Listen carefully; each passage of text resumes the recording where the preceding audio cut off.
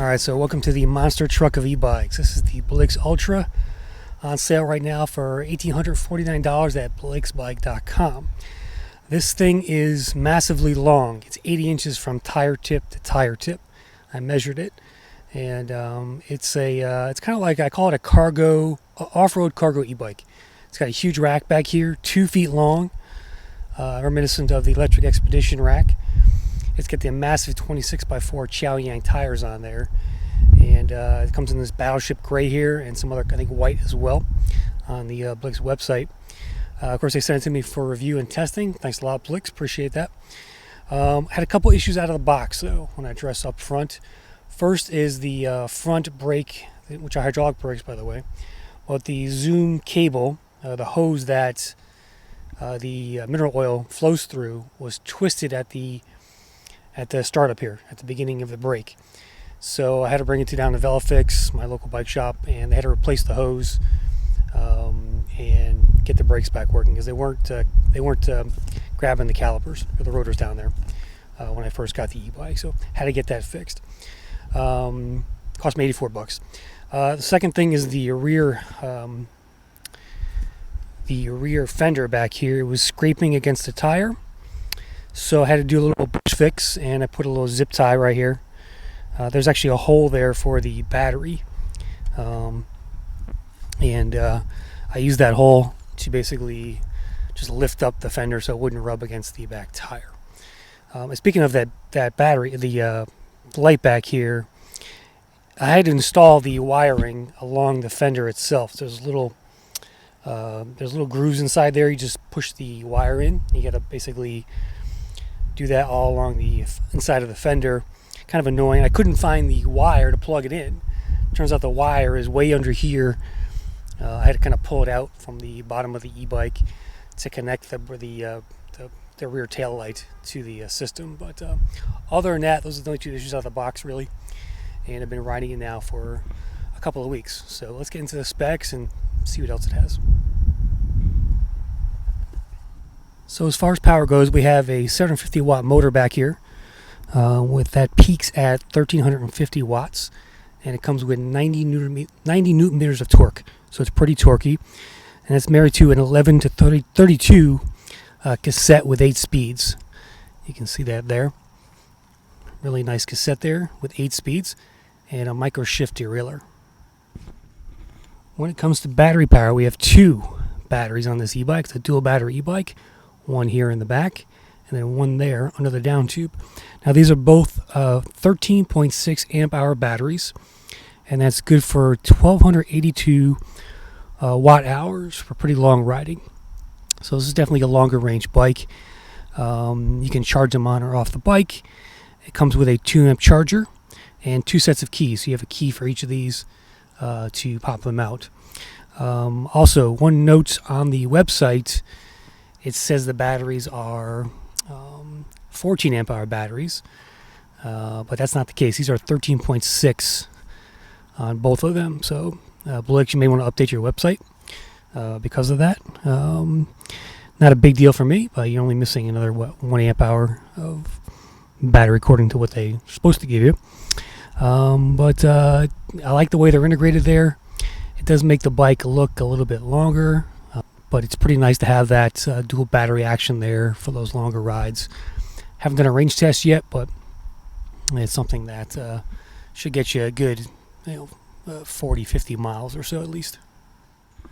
The tail light is just a tail light, does not break, and it's fairly bright for what you get here.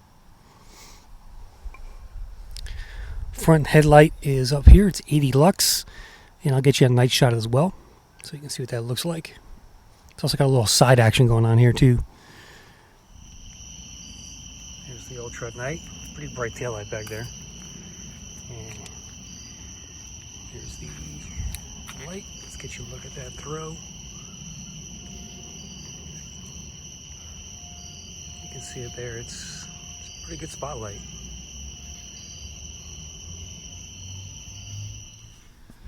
When it comes to suspension and brakes, we have a nice fork on here with 80 millimeters of travel. The Chaoyang 26x4 knobby tires, and zoom hydraulics with 180 millimeter rotors right here. And here's the hydraulic brake caliper. Again, they stop pretty well, other than that one issue I had. But here's a look at the zoom levers. When it comes to sizing, recommended rider heights 5'2" to 6'2". I mean, this is definitely, though, to me, it's a big guy e-bike. It's just so long, and you know, you can use it for cargo. It is a little bit of a step through, though. The standard height right here is just about 26 inches for easy access and easy mounting on there. The overall payload, I think, is about 450 pounds. That's a 250 pound rider, 150 pounds on the back rack, and 50 on the front rack if you do pick up a front rack accessory. The bike weighs 76 pounds with both batteries, and again, the rear rack is about 2 feet long, and the bike itself is 80 inches from tip to tip.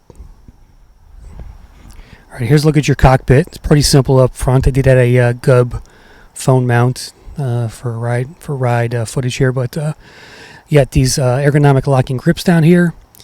You got your zoom hydraulic brakes. We have a thumb throttle. There's your display. I'll come back to that. On the right side, you got a bell. You got the micro shift paddle shifter, and the other locking ergonomic grip. Now, this display is pretty simple. Oh, by the way, the handlebars have a 30 millimeter rise, and they're 640 millimeters wide.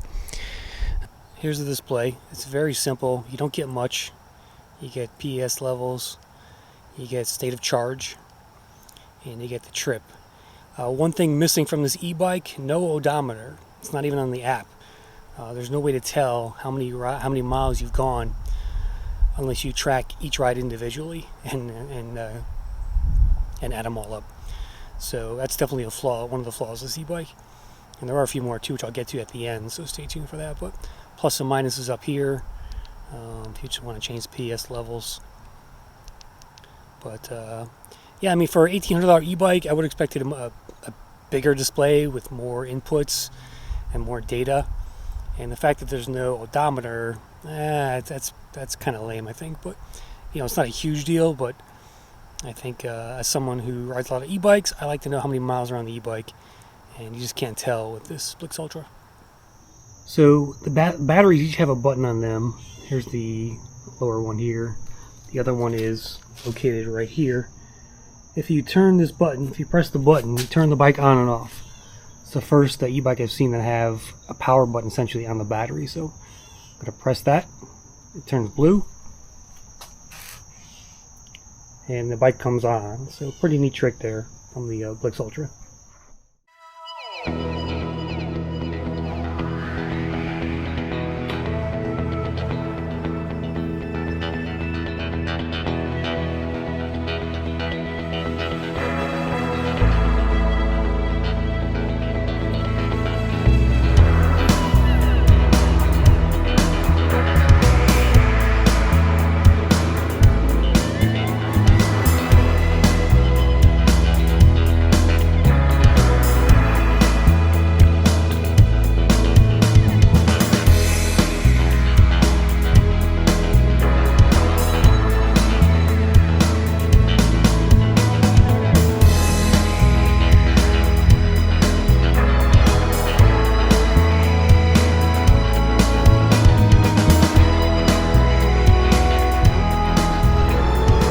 People, here we go on the Blix Ultra road test. I've got the app open. We're at 88% of the battery, and the lights are on.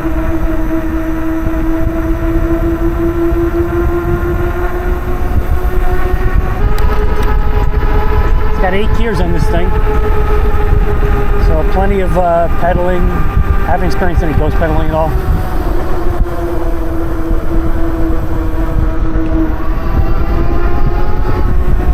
Definitely feels heavy on the road. Got a substantial piece of machinery underneath your feet here.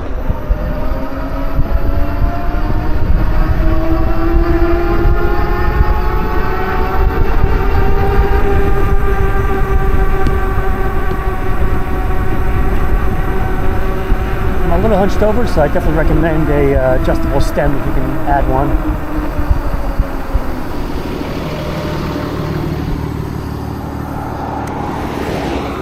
Let's go do our speed tests, followed by the hill test and a downhill run here in this mist of the day. Let's drop it down first, PS level. Let me put the speed on. Speed. Alright, we're doing 7 miles an hour, 6 miles an hour. Maybe PS1? 0. Yeah, PS1 is like nothing. I'm doing 5 miles an hour. PS2. Starting to climb here. Comes on slowly. We're up to 7 miles an hour. 7.5 actually it says. PS3. Here we go now to 9, 10, 11. Bike is unlocked. It's in class 3 mode. We're at 13. Oh, there's 14. So it's like 14 miles an hour. PS3, PS4. We are climbing to 16, 17, 18. About 18 miles an hour. PS5. Let's turn the corner here. PS5, full speed here. We should be able to hit 28. I'm in the 8th gear. We're at 25. 26. Here comes 27. There's 28. 29 it says. 28 miles an hour. Sustained pretty well there. Yep. Climbing a hill here a little bit. Doing 22. So, the bike does what it says it can do. I know my boy David Brand New had problems with his. It sounds like he didn't get the app to work with his phone. If you have an Android phone, that could be the issue. I have an iPhone, works great. I saw another YouTuber who had an iPhone, also worked just fine. Alright, hill test time. Throttle only to start. Good pickup off the line. Already at 9 miles an hour. There's 10. 11.2. Back down to 10.6. Back up to 11. Pretty solid climb so far. We're at 12, 13. Starting to level out just a tad here. So we're going to gain speed. Watch out for that car. Hope he watches out for me. Alright, we're at 15.5 miles an hour climbing this hill. Up at this white mailbox, I'll start pedaling. That's the steeper part. And 15 miles an hour. Release throttle. Here we go. Drop the gear down, another gear. I'm in my 4th gear. PS5. 8 miles an hour. 7 miles an hour. Oh, 6 miles an hour. Okay, what's going on with this thing? It's just dying on the hill here. Wow, 4 miles an hour. I had to use the throttle there to help it out. That was a little weird. I did not like that. From that motor back there. Let's give it another shot. It's a 750 watt, so let's do it on the hill up there.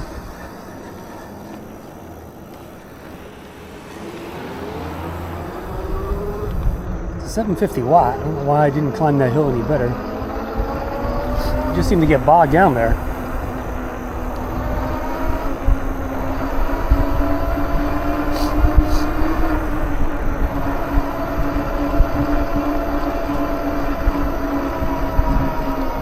Okay, 18, 16, 15, 14, 13, 12, 11.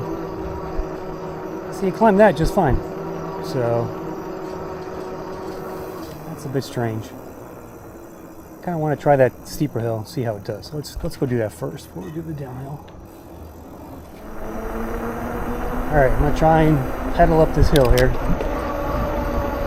50, this is a really steep one. Yeah. It's dying, motor's dying. 6, 5, 4, 3. Yeah, it's not going to make it at all. That's, yeah. For a 750 watt, I'm disappointed in that result. Heck, if my electric made it up there, 500 watts, doing like 5 miles an hour. At a certain steepness, this thing just dies out on you. Kind of weird.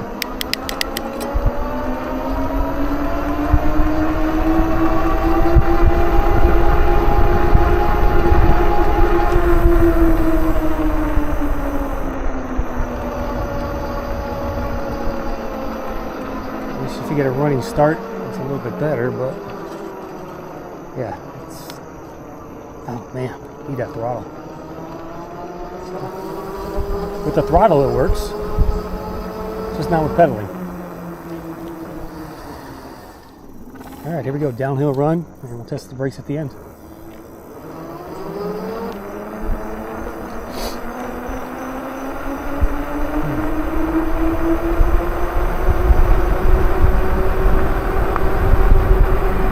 Bike weighs 76 pounds. I think with the rack though, it's probably about closer to 80. And those side containers I got on there, or that side mesh.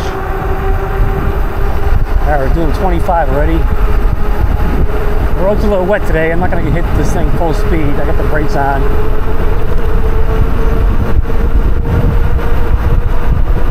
$31.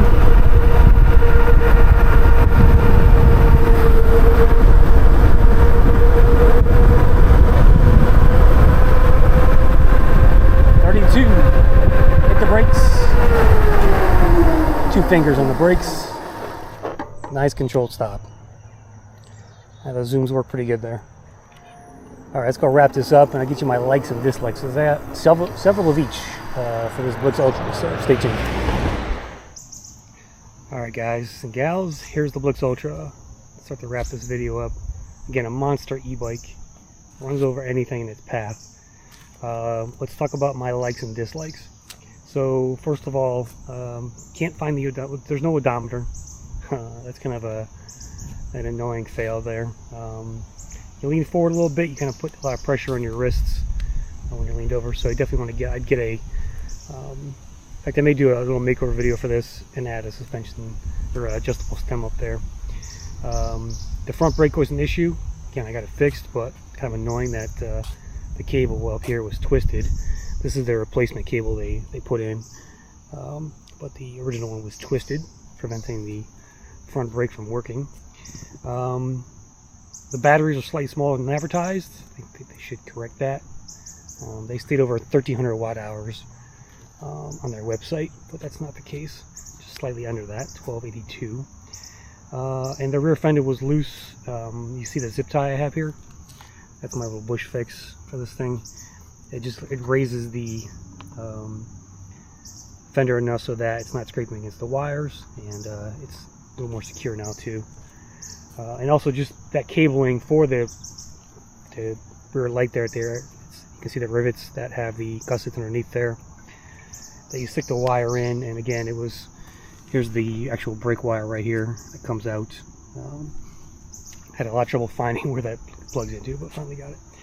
So, you know, mostly annoying things except for the brakes, really. In terms of dislikes. Likes. I love this frame style. I think it's just, first, it's gorgeous. It's big and beefy, right? It looks kind of menacing, and it looks kind of pretty masculine on the road. The dual battery is awesome. You get lots of range out of this thing. 27 amp hours of battery is a lot of juice. The speed, of course, 28 miles an hour. Gotta love that. I do hate the fact that I have to use the app to switch it to get that speed. That's kind of annoying. People just want to ride these things in Class 3. Let them do that permanently if they want to. Good quality overall. The welds, there are no welds on this thing. If they are, they're really polished out. As you can see there, you can't even see where the welds are, really. That's how quality the frame is. No rattles, just very solid feel on the road. It's got lots of accessories for the back. They sent me the rack and these side mesh covers. You can put passengers on there. They have some baskets as well. They got some front baskets up here. Cool little faceplate they got on the front. I think all e-bike companies should have something like that. It's pretty neat. Easy to mount. Again, you get that low step over height there, 25, 26 inches. And no ghost pedaling at all. So I think it's geared out pretty well, particularly with that 8th gear. And the 11 to 32 tooth cassette. Nice to see that as well. So that's the Blix Ultra, guys. Put your comments down there. Let me know what you think about this beast. And yeah, we'll see you on the next crisscross. So I've been looking forward to getting to see a Blix e-bike. I almost bought this thing when it first came out, before I bought the Kepler. Yeah, I mean, I'm still glad I bought the Kepler, not this one.